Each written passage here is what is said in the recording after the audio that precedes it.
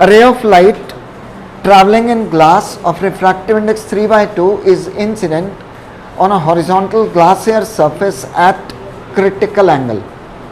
Statement बहुत important है. Ray of light traveling in glass, that's glass, this is air. Ray of light traveling in glass is incident on glass air surface at critical angle. यानी ये ऐसे जाएगी. This angle is critical angle.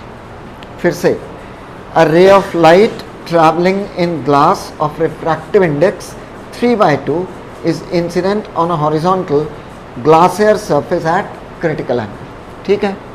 Then it says, if a thin layer of water of refractive index 4/3 is poured on the glass air surface, at what angle will the ray emerge into air at the water air surface? यहां अगर पानी डाल दें थोड़ा सा तो क्या होगा, ध्यान दो. हम डायग्राम अलग बना लेते हैं जिससे हम दोनों को ठीक से यूज कर पाएं. ये वही है, इसको अलग से प्रेजेंट कर रहे हैं. पानी डाल दिया तो क्या होगा. पहले था अगर सिर्फ ये ग्लास है और ये एयर है. If we place some water over it, light is still incident at the same angle, whatever angle it is in glass, but now we have some water, तो मीडियम चेंज हो गया. पहले critical angle था, medium change हो गया, तो अब ये क्रिटिकल एंगल नहीं होगा. Ray travelling from glass to water, denser to rare, will bend slightly away from the normal. Now it's traveling from water to air, will go again away from the normal. ये angle कितना होगा ये calculate कर. ठीक है. What is the angle at which the ray emerges out of the water air surface? अब question पढ़ो.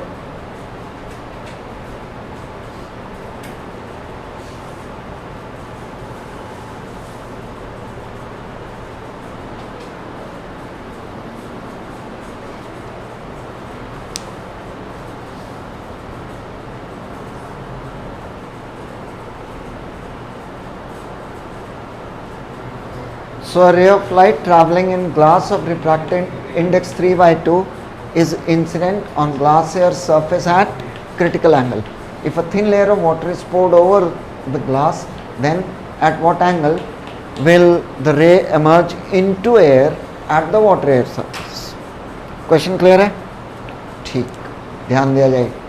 ये एंगल I1, ये R1, this is I2 and R2. What is R2? We need to calculate. यहाँ से शुरू करते हैं. Mu equal to 1/sin c. We are given refractive index of glass 3/2. That means 3/2 is 1/sin c. तो sin c कितना हो गया 2/3. और लाइट उसी एंगल पर इंसिडेंट है. हमने इस डायग्राम को अलग कर लिया है, अदरवाइज है तो सेम ही, सेम एंगल पर इंसिडेंट है. तो ऐसा कह सकते हैं sin I1 will also be equal to 2/3. यहाँ आ जाओ. Ray travelling from glass to water, तो G mu W, ray travelling from glass to water will be equal to sine of angle of incidence by sine of angle of refraction. This actually means refractive index of water by refractive index of glass. Sin I1 कितना है 2/3 sin R1. ठीक है. Steps बहुत ध्यान से लिखने हैं. This is given 4/3 and this is given 3/2. 2/3 sin R1 कितना आ गया ये 8/9 इक्वल टू 2/3 साइन R1. ठीक है. आगे बढ़े. साइन R1 किसके इक्वल आ गया. Sign R1 will be 2/3 into 9/8. R1 इधर आ गया साइन R1 और 8/9 इधर आया तो 9/8 हो गया. That means sign R1 will be equal to 3/4. और R1 अगर I2 के इक्वल है ऑल्टरनेट एंगल्स तो कह सकते हैं sine I2 will also be equal to 3/4. यहाँ तक समझ आ गए? We are on to the last step. Before that a quick recap.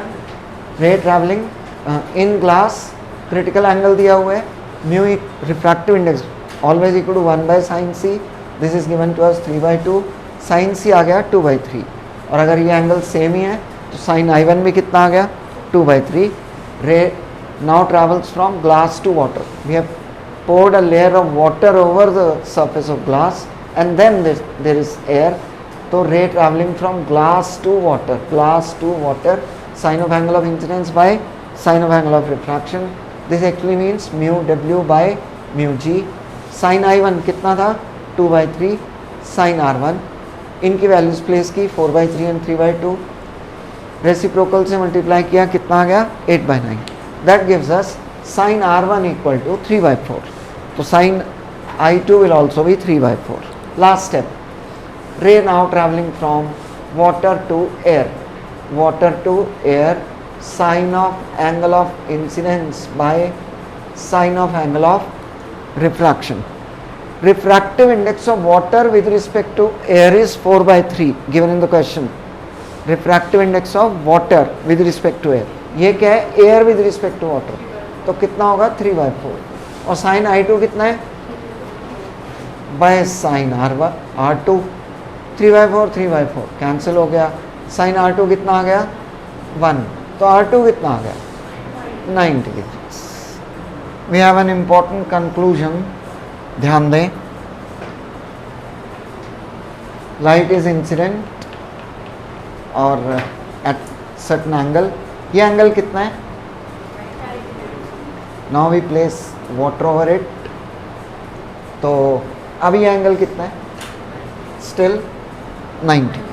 Clear? The ray emerges into air और ये angle of refraction is 90. You place a medium in between. Still the angle at which angle of refraction in air is 90. I give you another example. ये ध्यान रखना है competitive exams में या MCQs जब हम अटेम्प्ट करेंगे वहाँ हम इन चीज़ों को डायरेक्ट अप्लाई कर सकते हैं. So once again pay attention. That's any medium A, this is any medium B. Light is incident say at 30 degrees. B में आ गई, makes an angle 45. Clear? अब हमने क्या किया, यहाँ पर कुछ और मीडियम इंट्रोड्यूस कर दिए. ये C, ये D, B अब यहाँ पर है. पहले डायरेक्ट ए से बी में जा रही थी. Now from A to C to D to B.